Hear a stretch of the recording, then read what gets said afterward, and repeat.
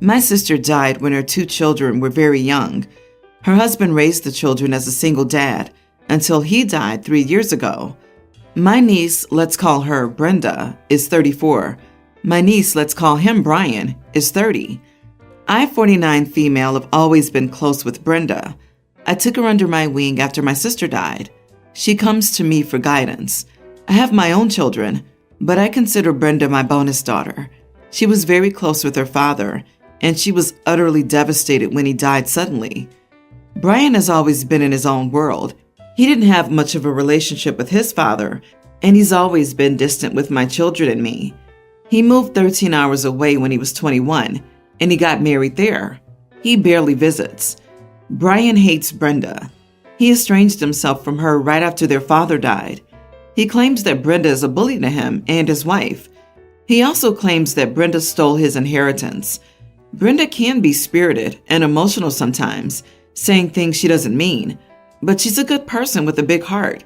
She goes to church with me, and Brian and his wife haven't stepped foot in a church in a long time. Brenda helps me out with my mother, and Brian visits my mother, his grandmother, only every 1 or 2 years. So we have no idea what Brian is doing with his life. I stayed out of the inheritance situation because it's none of my business. Brenda was devastated when her brother disowned her. She has no family left except me, my children, and my mother. I spent a lot of time supporting her through it. Recently, my mother had a 75th birthday party, and Brian came. Of course, his wife couldn't be bothered to come. Brenda was out of town, so she wasn't there. Brian and I sat at the same table with my children and their significant others. I updated Brian on how Brenda was doing, and he blew up at me. He told me he didn't care about his sister and what was going on with her. He demanded that I stop talking about her. I told him that I wished he would make amends with her, and he scoffed and said it would never happen. I suggested that he move back home and maybe they'll get past all this because it's what his parents would have wanted. He said nothing and stormed off. I was humiliated because he disrespectfully spoke to me in front of my children and talked so loudly that other tables could hear him. My son and his girlfriend admitted they don't like Brenda either. That was news to me, and I should respect Brian's wishes. I tried to explain my feelings, but they told me to post it here. Am I the idiot? You are the idiot. You have no idea about Brian's side at all from what you wrote. So you're wrong to presume you can lecture him on that relationship, since you only know one side of it. And you were even more wrong to choose to discuss the situation with him at an event for your mother while you were sitting with a bunch of family members instead of asking to speak with him privately and not at a family event. The fact that you felt humiliated is entirely your own fault. How do you think Brian felt having a very sensitive issue brought up while he's at an event with a bunch of family members that he rarely sees? Going no contact is a big deal, and few people do this lightly. So why not speak to Brenda about getting anger management therapy, why your brother thinks she stole his inheritance, and maybe returning the money and making amends with her brother? Right? Poor guy moved 13 hours away and doesn't even want to hear if his sister's alive. Yet somehow OP thinks it's constructive advice to ask him to move back and make amends with his sister because dead people would have liked that. Sit down, OP. You are the idiot. Also, there's clear favoritism going on here. Like quite literally, the whole post goes on and on about how Brenda's such a wonderful blah blah blah and how Brian is such an idiot because he doesn't like Brenda. Geez, I wonder why. I'm also wondering why OP needs to talk about how Brian doesn't go to church and Brenda does. Like, how does that matter at all? Is it because Brenda goes to church that OP favors her? Why is it that his wife couldn't be bothered to come, but Brenda was just out of town, so she wasn't there? Sounds like Brenda also couldn't be bothered to make it, but you know, she goes to church, so she can be a crappy person, and it's okay. OP, if you could have stayed out of the inheritance situation because it's none of your business, you can stay out of Brian's and Brenda's lack of relationship. Instead, maybe you should focus more on why even your son doesn't like Brenda and why that's news to you. It goes to show how much you favor Brenda. So I, 28 female, used to make $200K plus in my old job working at a big tech company.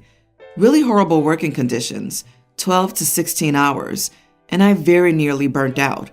I had a lot of company stocks on the line, but left before any of them were vested, so I got nothing. But in the end, it was all I could do to get up in the morning. So now I switched to a job making $120K. Still not bad, but the real benefit is how they treated me. A really relaxed environment. I never work a full 8 hours, usually more like 6. The best job I've had, and I plan to stay. The only thing is my parents and sisters are angry at me because I was paying my sister's childcare cost and then stopped. Her ex-husband divorced her and left the country, so she couldn't get child support from him. So now she has 2 kids and has to work. My parents live in Spain at the moment and can't help. So she asked me to pay for childcare, and I did for a while because it didn't affect me financially, making as much as I did. After I started job searching, I told her I wasn't paying for her childcare soon because my next job won't be as much.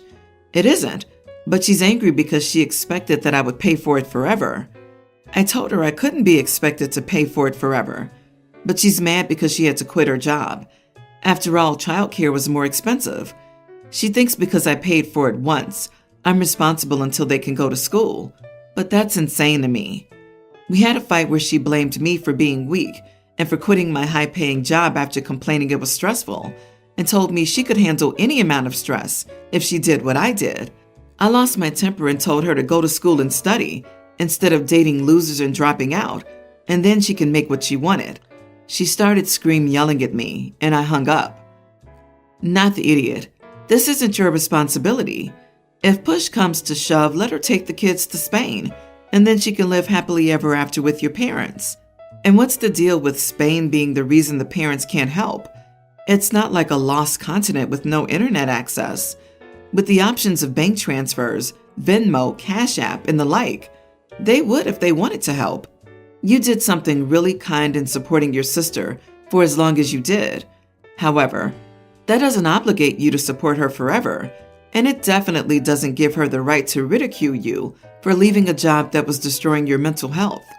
Yes, you have your future and happiness to think of. Your sister thought you would pay child support forever, but didn't she entertain the possibility that you might have a family of your own one day and want to put them first? She sees you as a free ride, not as a family.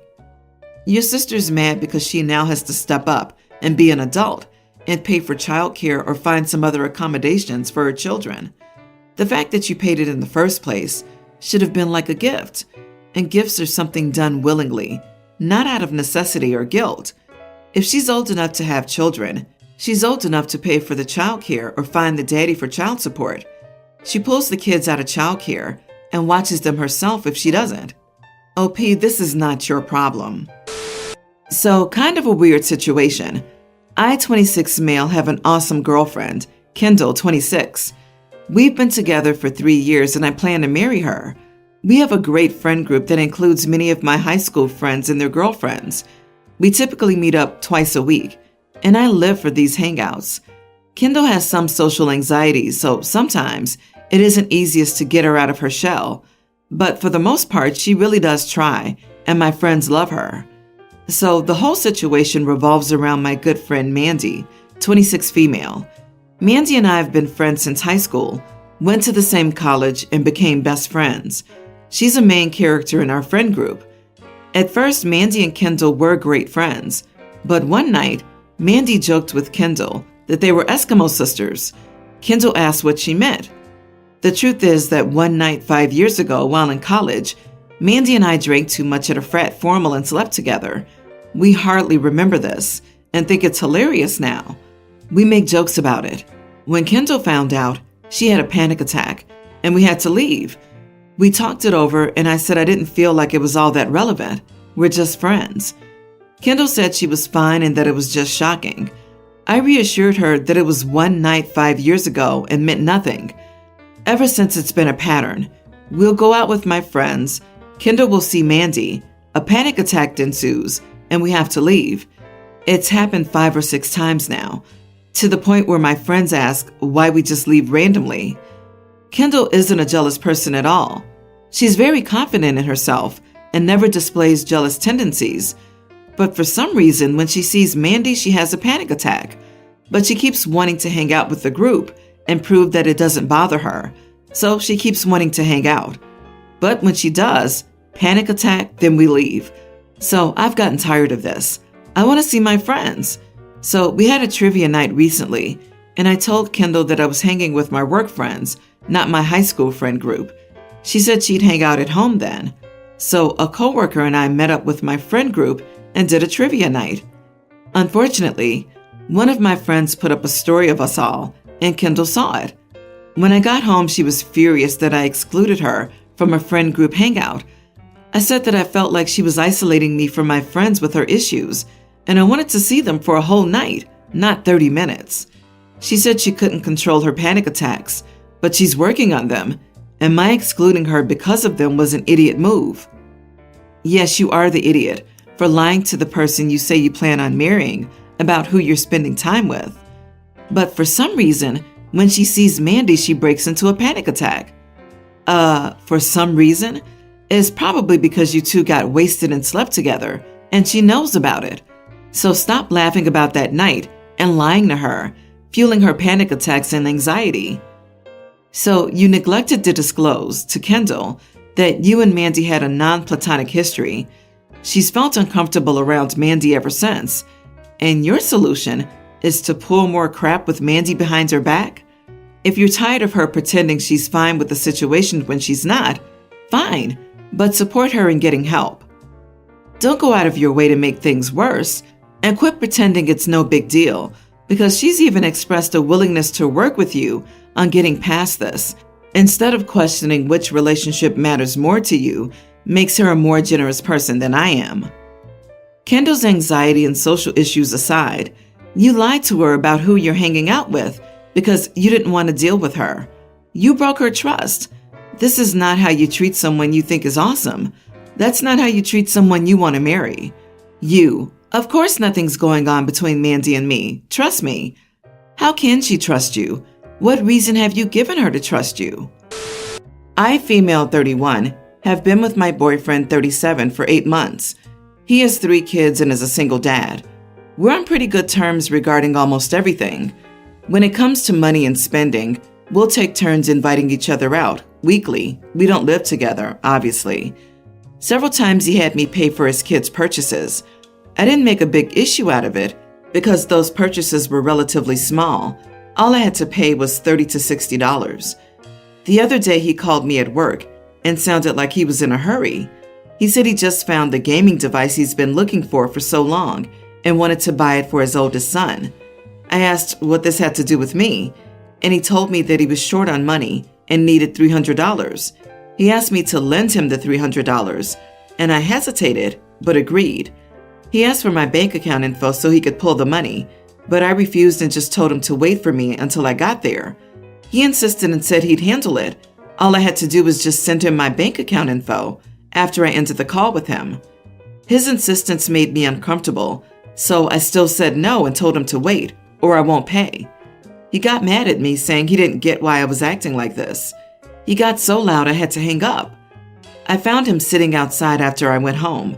He was waiting for me and was extremely upset. He asked why I didn't just send him the account info so we could pull the money we agreed on. I told him I don't feel comfortable letting anyone have my info, especially concerning finances. He got offended and said, "I'm not just anyone. I'm your darn partner." Then he went on a rant about how he ended up not paying for the gaming device after looking for it for so long, and now his kid is mad at him, and it's my fault. We had a fight, then he left, and told me I'd better have an apology for him and his son next time I call his phone. I haven't called yet, but I feel like I acted stupidly and irrationally. I should have just given him the info he asked for. I don't know if I made the right decision. Am I the idiot? Oh, heck no, not the idiot. You've been with him for only 8 months, and he's already demanding that you lend him money and give him your bank account info? It sounds like those small purchases he got you to do for his kids were his way of softening you up, so he could later on request a big purchase and you'd be used to it, so wouldn't hesitate. You didn't act irrationally. He did. If he can't afford it, he must wait until he can. I wouldn't give my mother my bank account details, and she would never ask either, let alone a partner I've only been with for less than a year. I'm surprised he doesn't have red flag written in a Sharpie on his forehead. OP is being gaslit by her boyfriend. He waited outside her home to light into her for not giving him her bank account info. And he expects her to apologize to him and his son because he didn't have enough money to buy an unnecessary gaming device. What? OP, you're being manipulated and made to feel guilty for being rational. He's using you. It's only the beginning, but it's up to you whether you allow it to continue. Drop this loser and move on. I'm a 27-year-old woman, and I have a very young daughter. Her dad has no contact with us, as it was an abusive relationship which I escaped when she was 10 months old. I have a restraining order against him. For the past 4 months, I've been seeing a 30-year-old guy who is honestly really nice. He knows I have a daughter from a past relationship. They've met a couple of times, but not spent any length of time together. We were meant to be going on a date last night, but my babysitter canceled due to a family emergency with little to no warning. So I was basically ready for my date and left with no one to watch my daughter. I sent him a text explaining the situation and saying if he wanted, we could rearrange or maybe we could bring her with us. He said we could take her with us. So he turned up and the three of us headed out. The plans were changed because of her, and instead of going for a movie and a nice meal, we went to McDonald's and then the arcade. He was honestly great with her, and I felt confident about this relationship going forward as it went so well. This morning, though, I got a text from him asking if he'd passed the test. Confused, I asked him what he meant, and he said that I'd set that up to put him on the spot and see how he'd get on with her, right? That it was fine, if a bit underhanded, and that I could have just asked him to meet her. I was surprised by this and told him no, the babysitter really had canceled at the last second, and I wouldn't have lied about that and pointed out how I'd left the choice to him if we rearranged or took her with us. I'm upset by this. I'm not going to lie to you all. I'm rusty on dating. The one serious relationship I had was with my daughter's bio father, so maybe I missed something here, and suggesting we bring her rather than just canceling myself was out of line. I don't want him to feel like I was testing him. Yes, seeing him with her made me feel more confident in the relationship, but it's not like I set out with that goal in mind. Despite my protest, he doesn't seem to believe me that it wasn't a setup. Am I the idiot for bringing her with us? Not the idiot. So this one probably won't last. He doesn't trust you. If he doesn't believe you about this little thing, how do you think he'll treat you down the line? Also, something to consider. Was this even the real him? If he went into this date with you and your daughter, thinking he was being set up for a test, maybe he was putting on an extra show of being great with her. Possible he is and would be good with her, but also possible he had to try extra hard to pass his test. It's important to note that people who assume they're being manipulated like this have a history of manipulation, and that can be because they're usually the one who manipulates people. The fact that he's holding this over you and distrusting you in a, look, I'm so smart I figured out you were being manipulative, and you're just stupid because I caught on, is bizarre and reminds me strongly of someone I knew who should be in jail for life. Yeah, it's off because he's showing who he is behind the mask. It's like when cheaters start projecting and accuse a faithful partner of cheating. Or in this case, when someone manipulative assumes a date is testing them because that's something they would do. Maybe Google up red flags in relationships to see if this is a one-off or just one entry in a series of them.